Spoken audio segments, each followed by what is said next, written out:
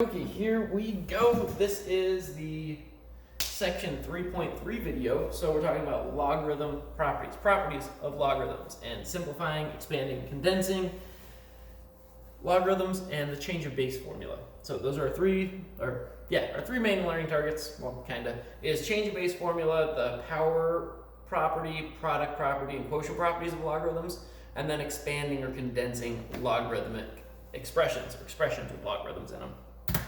All right, so before we do our change of base, let me talk about what the change of base, we'll get there.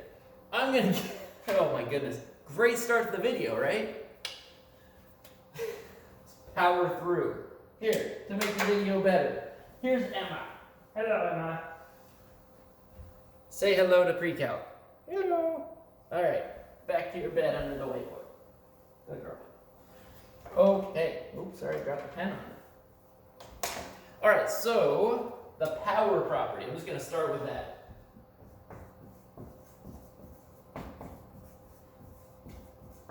The power property of logarithms states if I have log base b of a to the n, this is equal to n times the log base b of a.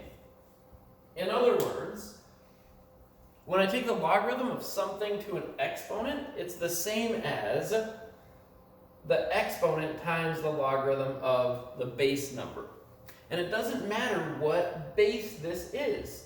This could be base 2, it could be log base 2, it could be common logarithm, it could be natural logarithm. And the really nice thing here is because if you look at your calculator, where's my calculator, you'll see there's a little button that says ln, and there's a button that says log for log. That is the natural logarithm and common logarithm. So you have those buttons on your calculator to use to approximate values of logarithms. Now, a lot of the times, we don't always have like common log or natural log in the problem. We'll have like log base 4 or log base 2 or whatever. So what we can do is we can do a change of base and change it into common log or natural log. And that's what we're going to talk about now. And as far as this property, I'm going to drop another video, hopefully soon, where I just prove all these properties. I'm just not going to put those in the same video because it would just be too long of a video. So, let's say we have these two problems that we want to evaluate. Log base 4 of 16 and log base 4 of 12. So log base 4 of 16, well, we know 16 is 4 squared. So this is just going to be 2, right? Because 16 is 4 squared. Now, if I was going to do this, right, this is going to be harder to do. All right, log base 4 of 12, well, 4 to the 1 is 4, 4 squared is 16. So it's going to be some number between 1 and 2, but we don't know what number. So we say log base 4 of 12 equals n, and then we go 4 to the 4 to the, we exponentiate both sides. So 4 to the, 4 to the, and I get 4 to the log base 4 cancels out, so I have 12 equals 4 to the n. I'll write that out a little bit further. We're like, okay, Mr. Race, that doesn't help at all. But it does, because we have this wonderful power property of logarithms. I just call this the best logarithm property. In my opinion, it's the most useful one. What we're going to do is we're going to take the natural logarithm of both sides of this equation. So I'm going to take the natural log of this side and the natural log of this side. Notice, I am not multiplying by ln. We don't do that. We are using the logarithm function and the fact that it is a one-to-one function, the one-to-one property, right? 12 equals 4 to the n, so natural log of 12 equals natural log of 4 to the n. So we're taking the natural log of both sides of the equation, still equal. And now we can use that power property. The power property says that natural log of 4 to the n, I can bring this n out front as multiplication. So an exponent inside of a logarithm is equivalent to multiplication outside of a logarithm. So here I have the natural log of 12 equals n times the natural log of 4. And notice now our variable n is being multiplied by a number. It's no longer in the exponent. So this power property frees up the exponent. And we can now solve for n by dividing by natural log of 4 on both sides. and we get the natural log, or sorry, the log base 4 of 12 equals the natural log of 12 divided by the natural log of 4. We said it was equal to n, and now n equals that. And we can now use our calculator to go natural log of 12, see if you can, maybe you'll be able to see this, over natural log of 4. So that, and hit enter, enter, and we get a decimal approximation.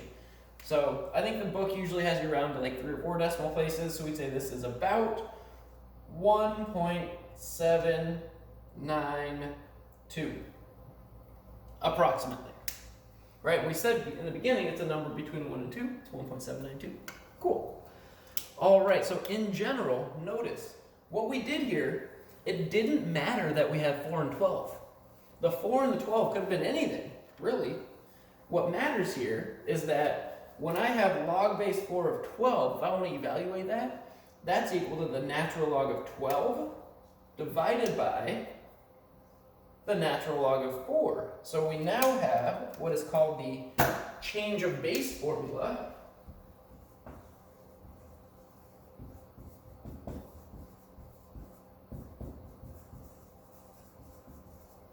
which says if I have log base b of a, it's equal to the natural log of a divided by the natural log of b. Notice b is the base, b goes on the bottom. And the fact that we use natural log is just because natural log's a button on our calculator. We could have used any log here. And there's another button on our calculator, the common logarithm, just log, which is log base 10.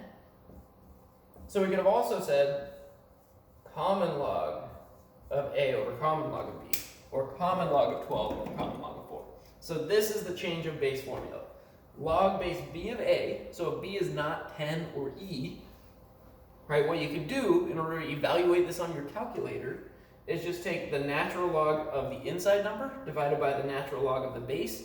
Boom, that is what that number is. Or the common log of a over common log of b. They're equivalent. So let's do a couple problems here. Let's say we want to do, so we just want to evaluate this. Log base 8 of 5. Well, using our change of base formula, it's the natural log of 5 over the natural log of 8, or the common log of 5 over common log of 8. They're equivalent, they're the same thing. This should be a negative number, right? Maybe. Hold on. Yeah. Wait, no, not necessarily. It could be a fraction. My goodness. No, it'll, oh my goodness. I'm just going to plug it in. It's Friday. My brain's not working the way it should. Oh my goodness. There we go. Yeah, it's a small number. My bad. So there we go. Natural log of 5 over natural log of 8 equals, oh, yeah, because when this is 1, we're at 0. So this has to be less than 1 to get a negative. My goodness. All right, so this is approximately 0.774. It's 397 after that, but we rounded up to a 4. So let's say I have log base 2 of 30, right? We can rewrite this as natural log of 30 over natural log of 2. 30 goes on top, the base goes on bottom. We could also say common log of 30 over common log of 2, right? Plug that in the calculator, right? So just log of 30 divided by log of 2. If you don't have a fraction button, you can just use the divide by symbol. That works. Enter, and we get about 4.907, approximately. So we're rounding. Make sure you round. Don't truncate. Truncate's when you just cut it off. Don't truncate, round it. All right, we've got a couple more properties. We've got the quotient property and the product property, and we're going to use these properties to expand or condense. So I'm going to write the product property of logarithms, which says if I have log base b of x plus log base b of y, it's equal to the log base b of x times y. In other words, addition outside of the logarithm is equal to multiplication inside the logarithm. Remember, logs are the inverse of exponentials.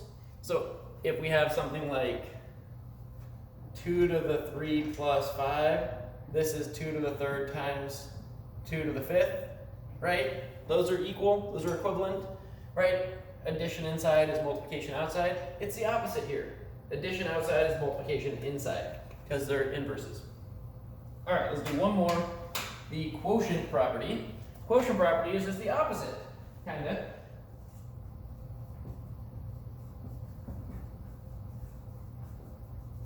Basically, it's this, but we have log base b of x minus log base b of y, and that equals the log base b of x divided by y.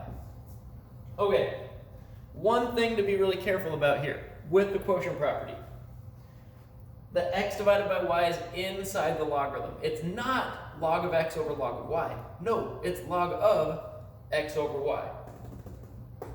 And the minus, whatever's getting subtracted, that's what goes in the denominator. Whatever's getting added turns into multiplication. Okay, those are things to remember. Once again, I'll drop a video with these proofs later. I kind of already proved that one. All right, so let's do a few examples of applying these properties.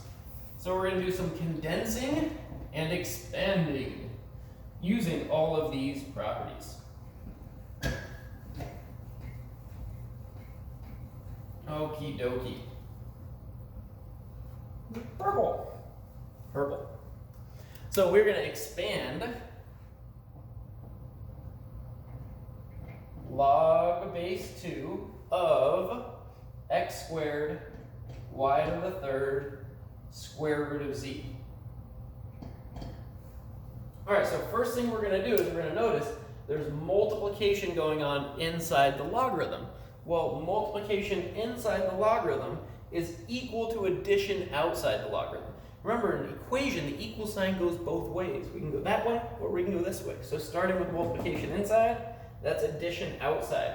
So what I can do is I can split this into a sum of 3 different terms. So I can go log base 2 of x squared plus log base 2 of y to the 3rd plus log base 2 of square root of z. Cool. We want to totally expand it. So like the simplest thing inside the parentheses is possible. X squared is not super simple. Here we have exponents inside the parentheses, so we can use our power property. An exponent inside the parentheses, inside the function, is equal to multiplication outside the function. So what I'm going to do is I'm going to use the power property now to bring each of those exponents outside as multiplication. So here I get 2 log base 2 of x plus 3 log base 2 of y plus, because we have square root of z here, the exponent's 1/2. So I have 1/2 log base 2 of z. And that's our answer. That is our expanded answer. The answer is where it expands. We want to write it with as simple as possible expressions inside the parentheses. All right, let's do another one. So we have, this one we want to condense. So we're going to go backwards. Condense. Condense, think of like a can of tomato soup. A condensed can of soup, you got to add stuff to it to make it bigger, right? Then you pour in the chunk, that gross chunk of like red bleh stuff, and then you pour milk in there and warm it up. Condensed soup. So condensed means it's small. We want to make it small. That's all it's saying. So here we have log base 3 of 4x plus log base 3 of 5x squared, and then plus 2 log base 3 of 3x. All right, first thing we're gonna do, you'll notice we have addition outside the logarithm, so that means we're gonna use that product property eventually, but we have an exponent here. Before we can use the product property, we gotta use the power property and just make it so it's regular log base b of x, regular log base b of y. We don't have any numbers in front here. We gotta move those numbers on the outside, those coefficients, we gotta move them in as exponents. So I'm gonna move this 2 using the power property. I'm gonna apply that 2 as a square, as an exponent on 3x. So the log base 3 of 4x is still just log base 3 of 4x, and then plus log base 3 of 5x squared, and then plus log base 3 of, I'm squaring the 3x, so I'm squaring the 3 to get 9, and I'm squaring the x to get x squared. Don't forget to square the number as well, right? When we're squaring this, we're 3x times 3x, so it's 9x squared. Okay, now I have this product property. So what I can do is I can say everything that's addition outside the logarithm can now become multiplication inside the logarithm. So I can combine all of these to make one big log, log base 3 of 4x times 5x squared times 9x squared. Cool. Now I want to simplify this. Condensing means make it smaller. So this wouldn't be a sufficient answer. We want to do more than that. So I'm going to go log base 3, and I'm going to simplify the argument, simplify the thing inside the parentheses. 4 times 5 is 20. 20 times 9 is 180. So I get 180. And then x times x squared times x squared. There are 5 x's getting multiplied there. 2 x's multiplied, 2 x's multiplied, 1 x multiplied. So this is x to the 5th. Oh, put a parenthesis there. And that's my answer for that one. So expand, you start with kind of a chunk together thing inside the parentheses and you bring it out, so you have addition between the logarithms. Condense, you have addition between the logarithms, and you simplify it in. All right, now we're going to do a couple problems that involve the quotient property and the product property. So I'm going to erase these, and we'll do some more examples. 2 more examples, and that'll be it for the video. With these ones, it's just, you got to practice them. You got to practice using these properties, and you'll get better at them.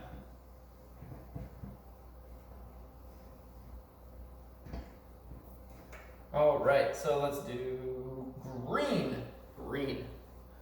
So here I have a common logarithm of 5x to the 4th divided by y square root of z. All right, so here we got a fraction inside the logarithm. A fraction is a division problem. Boop, boop, boop, boop, boop. Quotient property. So I'm going to expand this to get log of the numerator, 5x to the 4th, minus the logarithm, common log, of y square root of z. Right, we just use that property. Instead of an x and a y, I had, more than just an x and a y. But whenever we have a division problem, division inside the parentheses, it is log of the numerator minus log of the denominator. So log of the numerator minus log of the denominator. Now I'm going to split each of these apart. But I have to remember I'm subtracting everything here. So I'm going to split this using the product property. So I get log of 5 plus log of x to the 4th, right? Because this is 5 times x to the 4th. And then I say minus, and I'm subtracting this log of y squared to z. Y squared to z is y times square to z. So I'm subtracting the log of y plus the log of the square root of z. Another parenthesis there. Woo! Okay, so I split that apart. Notice I'm subtracting both pieces. Now the last step, couple steps, is I'm going to distribute this negative, so I'm subtracting each piece, and I'm going to use the power property on these exponents. I have an x to the fourth and I have a square root x. So I'm going to use that to pull that outside the logarithm. So I have common log of 5, plus 4 log of x. So I'm using this power property, right? I had x to the fourth becomes 4 log of x. And then here I get minus log of y. And then minus, because I'm distributing this negative. And then the square root is a 1/2 power, so I have 1/2 log of z. And that is the expanded form. That's my answer. Expanding this, we get that. Notice, everything in the numerator, the 5 and the x to the fourth, came out as positive. The stuff in the denominator, we're both getting subtracted, right? So be careful with this part where you're subtracting both pieces. All right, let's do a condense and that'll be it. So here I have 1/2 the natural log of 64x to the 8th minus 2 natural log of 4x to the 3rd plus the natural log of y. All right. So this one's a little bit tricky because it goes positive, minus, plus. So the quotient property works with subtraction. The product property works with addition. And also, before we even do that, sorry, I'm jumping ahead here. Bring it back a moment. We got to look at this power property. We've got numbers in front of our logarithms. We have those coefficients. We have a coefficient of 1/2, and we have a coefficient of 2. So we got to bring that in as an exponent. So I'm going to bring the 1/2 in as an exponent. Remember, the 1/2 exponent is the square root. I'm going to bring that in as a square root. So I'm going to square root the 64. I'm going to square root the x to the 8. And I'm going to bring this 2 in as a square. So I'm going to square both pieces there. So here I get the natural log of the square root of 64, which is 8, and then the square root of x to the 8 is going to be x to the 4th. And then I have minus the natural log of 4 squared is 16, x to the 3rd squared is x to the 6th, right? Because x to the 3rd times x to the 3rd, there's going to be 6x's multiplied. And then I just still have a plus the natural log of y here. All right, so now we got rid of the coefficients. The coefficients got brought in as powers, using that power property. So now we got to use our product and quotient property. So the way to use the product and quotient property, if you have addition and subtraction, is anything that's positive is going to get multiplied in the numerator, like the product property. Anything that's getting subtracted is going to go in the denominator. If I had another thing, another bit of subtraction here, another minus natural log of stuff, that would get multiplied into the denominator. So I'm going to write a big fraction. It's natural log of big fraction. Notice it is not natural log over natural log. It's not a fraction of natural logs. It is a natural log of big fraction. So the positive stuff goes in the top. So this is using my product property, 8x to the 4th, natural log 8x to the 4th plus natural log of y is natural log of 8x to the 4th y. Those multiply because they're being added. The subtraction part goes in the denominator because, right, quotient property. So now, awesome, it's condensed, but it's not simplified. We want to simplify it. So I look at the numbers. 8 over 16. Oh, also, sorry, I'm going to pause here. One thing that's really important, make sure you're writing these natural logs. If you just write that, that's not right. That's not correct. These are all natural logs of stuff. So sometimes I see this where people just can put the numbers together but leave out the actual logarithm. Make sure you keep that logarithm in there. Okay, sorry, there's a little aside. Now we're going to talk about simplifying. So I'm going to simplify inside the parentheses here. So I have the natural log of 8 divided by 16. Well, 8 goes into 16 twice. The 16 is in the bottom, so we get a 2 in the denominator. In other words, 8 over 16 is 1/2. I don't really need to put the 1 there because we'll have other stuff in the numerator. If everything else cancels out, yeah, we gotta put a 1 there. All right, so we canceled out the 8 over 16 to 1 over 2. Right, 8 over 16 equals 1/2. So there's a 2 in the denominator. X to the 4th over x to the 6th. Well, there's 4 x's on top, 6 x's in the denominator. That's going to be x squared in the denominator. Right, so it's more x's on the bottom, so the answer's on the bottom. And then we just have a y left over. So that is our answer. All of this simplifies or condenses down to that. So there you go. Those are your examples. That's section 3.3. Hopefully you were able to follow along and have a wonderful day. Thanks for watching. And Emma Bear says, bye-bye. Bye. Okay. Good luck on the homework. Remember, I got office hours. Woo!